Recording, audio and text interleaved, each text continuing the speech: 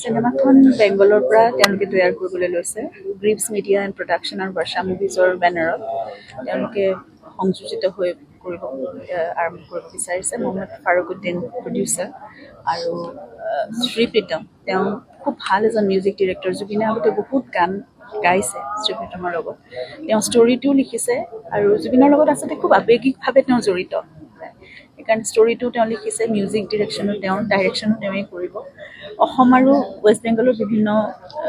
পটভূমিত চিনেমাখন তৈয়াৰ হ'ব লোকেশ্যনো তেনেদৰে থাকিব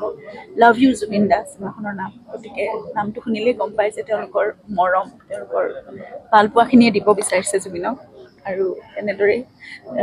কোনেও সেই শ্ৰদ্ধাঞ্জলি শব্দটো তেওঁলোকে ক'ব বিচৰা নাই গতিকে সেই মৰমখিনিয়ে দিব বিচাৰিছে আৰু জুবিনৰ মই কাহিনীটো জানো যদিও এতিয়া কৈ দিবতো নোৱাৰি কিন্তু খুব ভাল পোৱা এজন নায়কজনে খুব ভাল পায় জুবিনক সেইটোৱে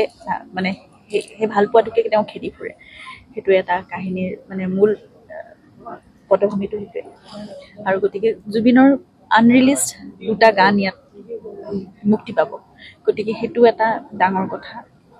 শ্ৰী প্ৰীতমৰ লগত আছিল আৰু আমাৰ পুৰণা বন্ধু নৱ আৰু বাপিতাৰ লগত আছিল এই গীতটোত গতিকে সেই দুটাও মুক্তি লাভ কৰিব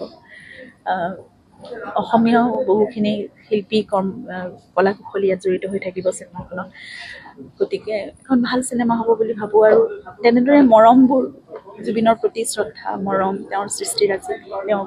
ভাল পোৱাৰ সেই শ্ৰদ্ধাৰ্ঘ্য সেইখিনি সদায় তেনেদৰেই থাকক তেনেদৰে অমৰ হৈ থাকিব সেইটোৱে মই খুব সুখী হৈছিলোঁ প্ৰথম যেতিয়া তেওঁলোকে কথাটো কৈছিল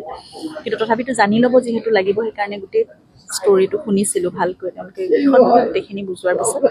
আমি কামটো কৰিবলৈ এতিয়া আগবাঢ়িছে তেওঁলোক আৰু শুভেচ্ছা জনাইছোঁ চিনেমাখন খুব ভাল হওক আৰু সকলোৱে আদৰি লওক সেইটোৱে